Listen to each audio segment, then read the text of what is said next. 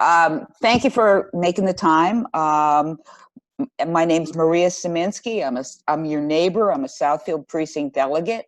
And besides everything else, I've been involved several times in Michigan voter protection programs in the past. And so having experienced this, I can tell you that the Democratic Party this year is doing it so much earlier and so much more comprehensively because we need to make this a priority, and I'm about to tell you why. And if you could let me share my screen, could you let me share my screen, please? Okay, let's try this again. Do I get permission? Yeah, can you give me just a second? Sure, I'm sorry. All right, okay, go ahead. Okay, I got pictures, okay, a lot more interesting than me.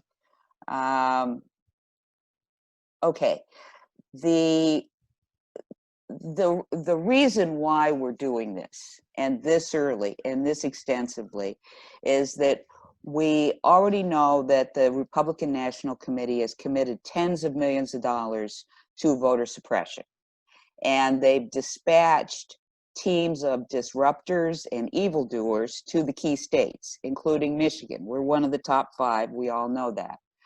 And one of the sources of intelligence that the Michigan Democratic Party has is through a group called Fair Fight, which is headed by Stacey Abrams, who experienced voter suppression firsthand in Georgia when she ran for governor. And the information is chilling, and we have to be seriously ready to fight suppression in all its forms.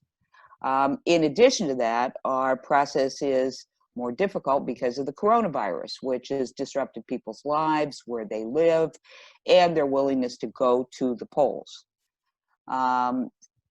The good news is that Prop 3, which passed in 2018, made it a whole lot easier to vote in Michigan. And this is the first presidential election where we fully implemented Prop 3. As you know, it includes no excuse absentee voting, same-day registration, and so it allows early voting for everybody. Our Democratic Secretary of State, Jocelyn Benson, is doing an awesome job trying to retrain all the local election administrators about the new rules. But her job is difficult because we have over 1,500 local clerks who actually administer elections. And we cannot be sure that all the local clerks will follow the rules or do everything correctly or take the time to answer voter questions and help them exercise their rights. So it's imperative that we have grassroots volunteers like you to help maintain the fair election process. You can be emissaries to other voters as well as our eyes and ears on the ground. So we have good news because, first of all, Proposal 3 guaranteed every Michigan voter the constitutional right to vote by mail. And you may be wondering why we're doing this so early and we're going to be focusing on the August primary. Here's a reason. We need all the time we can use to identify people who need to either be registered or re-register. In addition to that, we can use the August primary as a way to educate voters about the opportunity to vote absentee and to get them signed up when they can apply now for an absentee ballot for both August and November. And they can get on the permanent absentee list, so they will get an application for absentee ballots for all future elections. And of course, as we all Democrats know, we cannot remind voters often enough how important it is to vote. Now let's just look for a minute at the timeline of for the August primary. Most absentee ballot applications have already hit homes, and Jocelyn Benson has ordered that they be mailed to all registered voters. Early voting, when you get your absentee ballot, will start on June 25th, so you have 40 full days to return the ballot. One of the most important days in the timeline is July 20th, which is the last day that eligible voters have all the options for easy registration. They can mail it in, they can go online, or they can do it in person. It's much easier on or before July 20th. And finally, voting in person at clerk's offices is going to end for registered voters on August 3rd. Our state primary, of course, is Tuesday, August 4th. So let's look at early voting first. There's some key facts that everybody should remember and tattoo on their arms. And the first one is you must have your absentee ballot in the clerk's office by 8 p.m. on election day. Postmark does not count. There are some lawsuits to try to allow the postmarks to count, but that's not the law. That's not happening. So again, 8 o'clock, it has to be received in the clerk's office. And we have to be extra careful, of course, because postal delivery in some areas is slowed down. So vote early. In addition to that, the law does allow a person to go to the local clerk's office up until 4 p.m. on the day before the election to request an absentee ballot, receive it in hand, sit there and vote, and hand it in to the clerk. But again, it's so much better not to wait. Now, let's look at registration. I bet you know people who are not registered, or who may have moved, or whose life situation may have changed because of the coronavirus or unemployment or other reasons. So it's very important now to reach out to these folks and confirm that they are properly registered and to help them navigate all the steps in the process. We should not assume anything. Fortunately, the ballot initiative made it much easier to register to vote. Now you can register until the polls close on election day. However, it's much, much easier on or before July 20th. And here's what you can do. You can go and register online at the Michigan Secretary of State's Voter Information Center. And in order to do that, all you have to have is either a driver's license or a state identification card. And you can literally do it online, on the spot. Obviously, most people are not aware of this. They don't know how easy it is. Again, it's something that you can push out in all the contacts you make. Now, from July 21st through August 4th, there's only one way to register, and that's in person at the clerk's office with a proof of residency, which can include any official document like a utility bill, a bank statement, a payroll check, anything that states your name and your residence address where you're going to be registering. But again, we don't want to wait and force people to go out to the clerk's office if we can handle it online.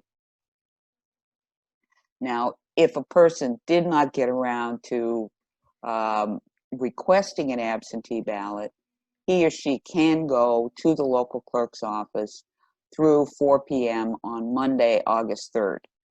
And some clerks clerks will be open for some hours the weekend before. You really need to call ahead to check when your clerk will be open. Now, students, first of all, they move more often. Some of them have been registered at their dormitory address. I mean, they went to MSU, they registered there, and now they find themselves at home online, or for some other reason. In addition to that, we know people who changed apartments, or senior citizens that may have gone to an assisted living center, or for all kinds of reasons. Quick and easy way to find out if somebody's registered at the proper address. Pull out the driver's license. Your voting address is the same as on your driver's license. And if for some reason you're not living, it's not, then you need to get about going online to register correctly. Now, brief comments on election day, where, of course, the rubber hits the road. This is it. First of all, there's been a lot of confusion about Michigan's photo ID law, and that's been going on since 2007 when they instituted it. And I know from previous voter protection experiences that I've seen little Republican stormtroopers come and start to try to tell people in line they had to have a photo ID. In fact, that is not the law.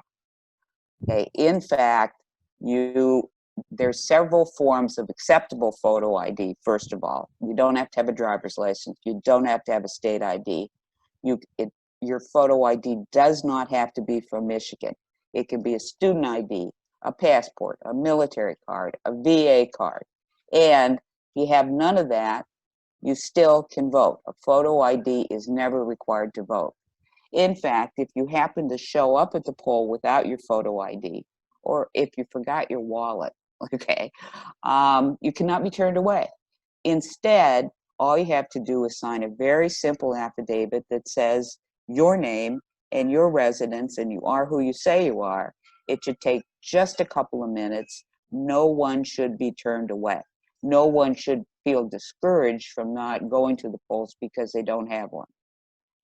Now, one other source of confusion that prevents people from voting is the rights of returning citizens. And, a lot of people don't like to talk about the fact that they had an intimate relationship with the criminal justice system 20 years ago. They don't advertise it, but they may be hesitating about voting. So we're trying to push this information out. Fact is that you can vote if you are in jail and you are awaiting a trial. Okay, you can vote if you're out on bail. You can vote if you've been charged with a crime but not sentenced. You can vote if you're on probation or parole, or you're on the sex offenders list. The only time you cannot vote is if you are serving a sentence and actually confined in a jail or prison. So again, it's important that people know this because that's exactly the kind of thing folks are not going to casually ask about, but it may be deterring them in the back of their mind. Now, let's just look one more time at the state primary timeline. Absentee applications should be out now. AV ballots will be mailed by June 25th. July 20th is the last day to register without proof of residency. And after that, you have to go to the local clerk's office to register. August 3rd at 4 p.m., the day before the election day, is the last time you can just go to the local clerk's office, request an AV ballot, and vote. And of course, August 4th, election day, is when the polls open, and all the way up until 8 p.m., a person who is unregistered can go to the clerk's office, present proof of residency, get registered, receive a ballot, and vote. For those of all of us that have worked on election day, the last thing we want to encounter is somebody that says, I forgot to register. So it behooves all of us to reach out early and get people registered if they need to do that. Now, we need you to get involved. And everybody can do some of these things that I'm going to suggest, even if you're deeply involved in another campaign.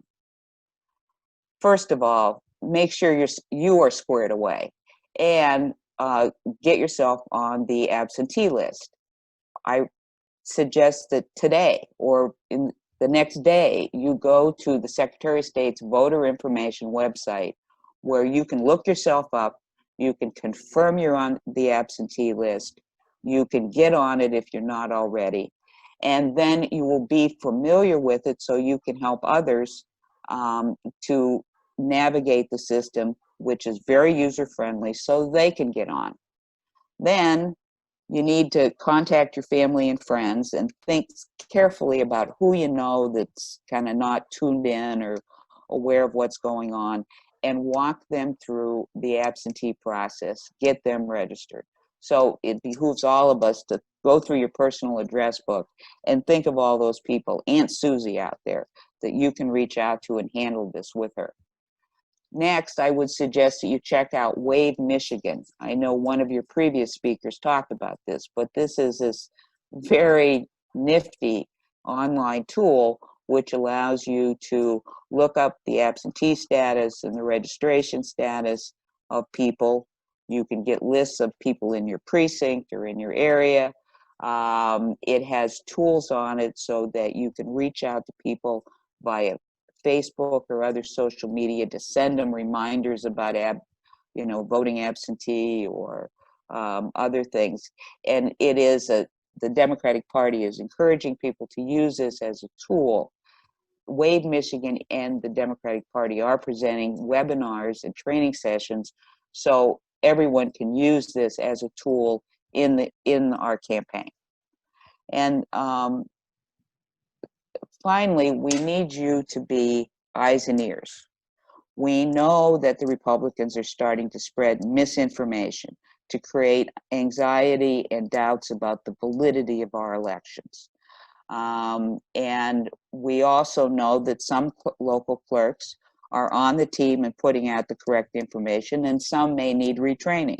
So what we're asking you to do is whenever you spot this misinformation or efforts to suppress a vote, call it in to the Michigan Democratic Party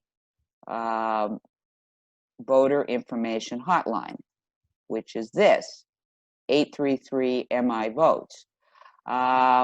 And what is happening is the state party will aggregate that information, look for patterns if necessary, raise it at whatever level it needs to be corrected. But we need you to be those eyes and ears on the ground and, to help us get a handle on this and track the efforts of the evildoers. And finally, just two additional opportunities to volunteers if you don't have enough. One is, yes, apply to be a poll worker in your local community. I think your chair, Tom Reagan, already talked about contacting the Royal Oak City Clerk or wherever you live. Or in addition, in the alternative, sign up with the Michigan Democratic Party to be a challenger, which is a person appointed by the party. We'll need some people at the polls, and we'll also need some challengers in the AV counting boards. So we need the troops. We'll find work for you to do on election day. And so that really wraps up my presentation. I'm gonna go back, and if you have questions or need more information, fire it at me, whatever I can tell you. Thank you.